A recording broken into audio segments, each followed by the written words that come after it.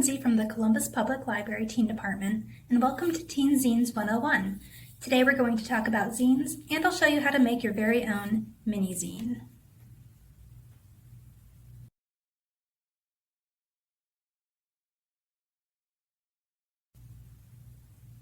Zines are homemade mini magazines or comics. They can be about any subject, can be any size, and can be written by one person or many. Most zines are simply made with paper, pens, markers, and other basic office supplies. They are then reproduced with a copy machine.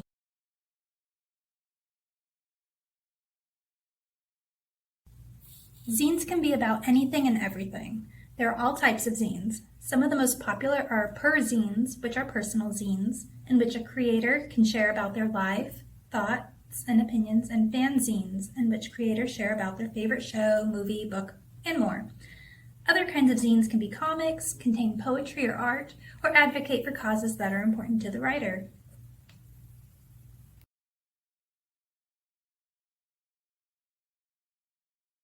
Zines are considered to have been started by science fiction fans of the early 20th century as a forum for dialogue. In the late 20th century, punks were drawn to the DIY nature to complement their music and to challenge mainstream ideas. In the 80s and 90s, zines were used as a means of expressions for social movements of the time. Today you can find zines about just about everything by people all over the world.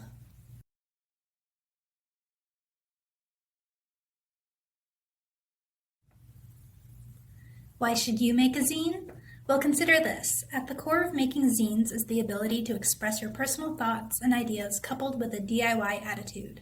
It's a way to put something entirely your own into the world and a way to have your voice be heard.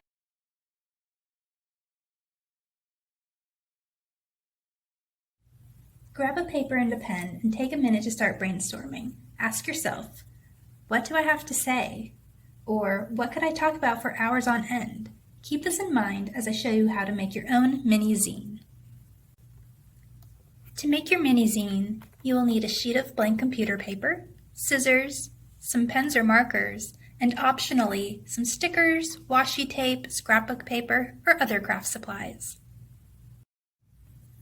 This is what the mini zine looks like after you fold it. It'll give you a few pages at a small size, so you don't have to worry about filling up too much if you're not sure what to put in yours. For instance, this one I just put 5 top 5s by me, Lindsay. So inside I just wrote 5 lists of just some of my favorite things. So favorite desserts, Disney movies, Walt Disney World attractions, colors, and hobbies. It can be as simple as that to make your own zine. All right, for this first step, what we need to do is fold our paper into our zine.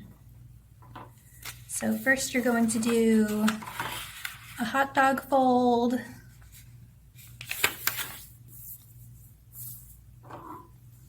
unfold it, and do a hamburger fold.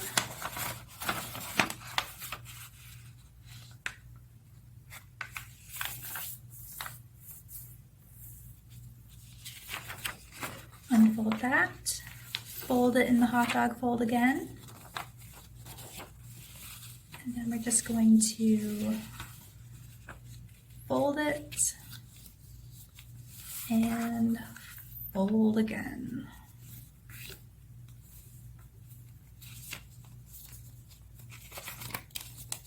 And that'll kind of give you your creases of what's going to be your pages. So unfold it so you still have your hot dog fold in place. And then if you look between these two kind of quadrants, we have this space right here. And so we're just going to cut along this edge here and make a little slit. So what you can do is just cut along the edge. You just want to start right about there. And you're just going to cut a sliver off until you get right there. Like so. Now that you have your little cut in place, you're going to pretty much kind of pop the middle out. So we're going to kind of bring those edges in like this. Now you're going to have these pages here. So then we can just kind of fold it in on itself.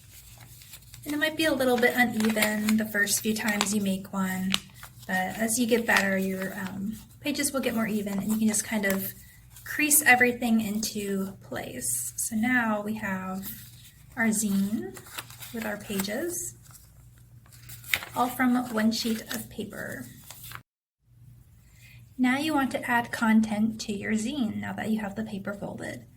Now what I like to do is just go page by page and do my artwork or my lists or whatever I want to put in my zine, like as it is. Or what you could do also is just unfold it and number the pages and put your designs as it's unfolded. So that's just a personal option. I like to do mine while it's all folded up like this, because then I can just see it page by page and not get confused by the layout. For a little more inspiration, here are some of the zines that I have made. I showed you my 5 top 5s. So that was a list of 5 sets of 5 different things that interest me. I made one that was all about celebrating me. So I put some of my current favorite things. I put different attributes I think I have. And that also, I'm just always learning and always growing. So you can just make something super simple as just, a little tribute to yourself, because you're awesome and why shouldn't you? This one I called Life in Color, a collection of paint chip poetry. I have a paint chip poetry, kind of like a card game or board game that's all just little tiles, and they have paint colors just like you would see at the store, but the point is you use them to make poetry. So I used those and just made tiny little poems using those names. Now if you don't have this game, you could easily use paint chips from the store, or you could even just Google paint color names online and use that to create your own poetry as well. It's a lot of fun to be creative and just make poems that don't really make sense but might be interesting, and then you can fill up your zine with those. I found a quote on Pinterest, so there are so many beautiful reasons to be happy, so I just made a zine about things that make me happy. Pizza is a thing that exists that makes me very happy. Baby Yoda. And I just put other things in here, just some simple things, and then on the back I just wrote a bunch of things that make me happy. So you can be really creative, keep it really simple with just a few ideas, or you can go all in. Last but not least, I made one of song lyrics that were stuck in my head. So this is one that I made quite a while ago, almost a year ago. So these were all just lyrics of songs that were stuck in my head, and so I just made a zine about that. So hopefully that helps you come up with some ideas. You can truly come up with whatever you want and just make it as personalized as possible. Now the last step in creating your zine would be to publish it. And that is as easy as unfolding it and making a copy of it. So this is what the copy of my paint chip poetry zine looks like.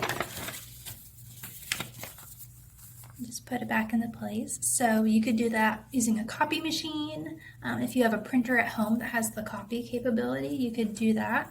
And it's as easy as just making a simple copy. Now, of course, you don't have to make copies. You can just have all of your originals and keep those for yourself. But if you want to share it with family or friends or send it out into the world, then you're going to have to make some copies. And it's Zines are truly as easy to make and reproduce and distribute as just making some black and white copies.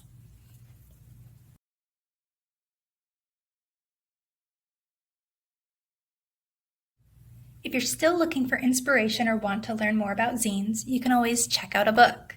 Here are 2 nonfiction books, Make a Zine and What You Mean, What's a Zine? The Art of Making Zines and Mini Comics. So these books have all kinds of great information about the history of zines, different kinds of zines, how to make your own, things to consider when you're creating your zines. So it has lots of great information, and you can check these out from the library. Now maybe you would rather read a fictional story about teens who are involved with zines. So we have Moxie, The First Rule of Punk, and The Vinyl Princess. So, and a lot of these books, the teens are creating their own zines because they're trying to raise awareness about something or just express themselves. And the great thing about some of these books is they also have some of the pages of their zines inside the book as well. So it makes it a really fun reading experience.